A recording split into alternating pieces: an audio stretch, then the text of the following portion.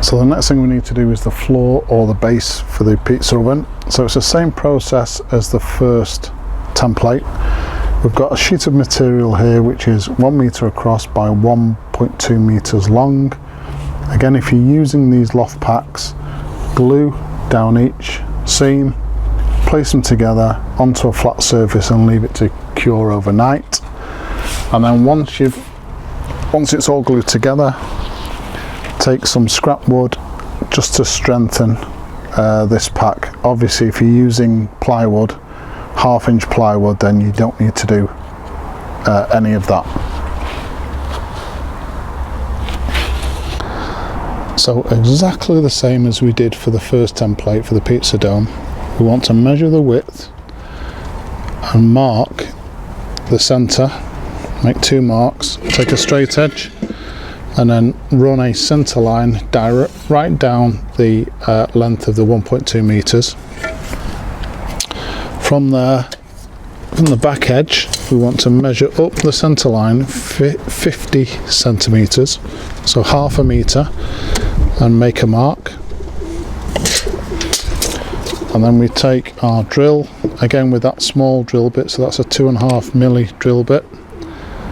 Where we've made that mark at 50 centimeters, we just want to drill a small pilot hole.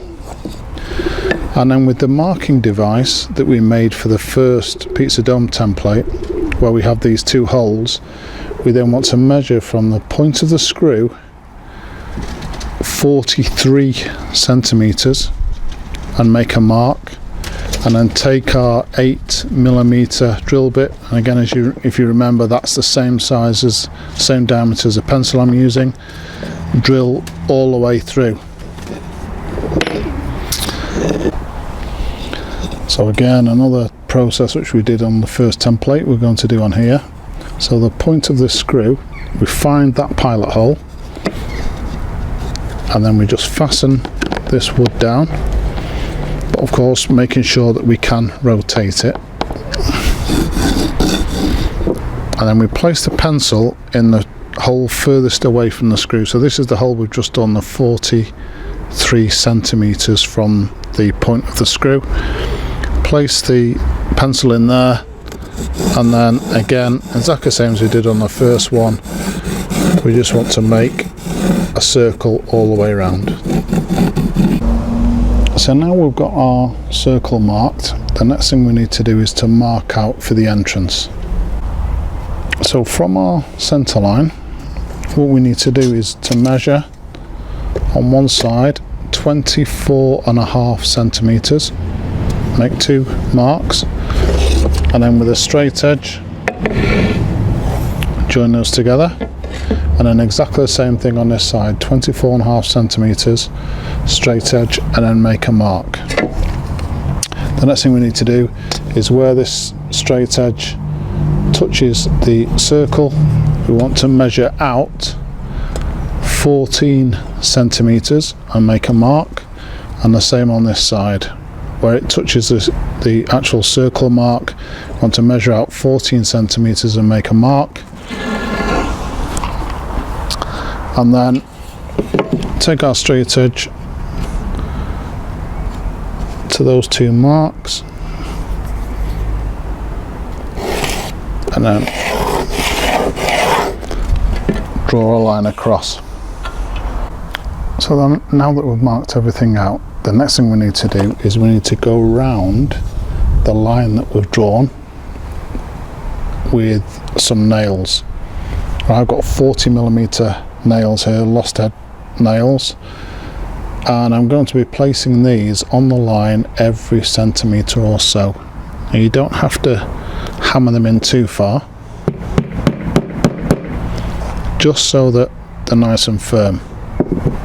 Ignore this part of the line that we drew, because obviously we're going around the outside of this these straight lines, so we don't need to do any of that circle, but then we do need to do the rest of the circle. So this is what the nails look like when they're in. So they're now all the way around the edge of the perimeter. So the next thing to do once that nail perimeters in is to actually cut strips off your flexible chopping board. So for the entrance tunnel you use 3 of these, so that means if you bought the IKEA packs you'd have to buy 2 packs because there's 2 flexible chopping boards in each. So you've got that left, and you've also got the 2 pieces which I said you needed to keep. You've got more than enough in that 1 full chopping board and those pieces to go around the outside. You're going to need about 8. So what you need to do now is mark 4 centimeters, draw a line, and then with a pair of scissors or a Stanley knife cut these strips.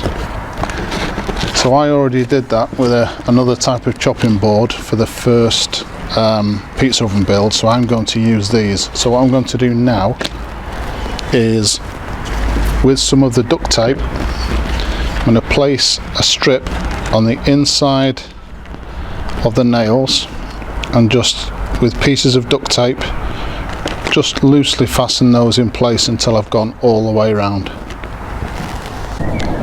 So this is what you should end up with. So as I said, the flexible chopping board pieces have gone around the inside of the nail perimeter.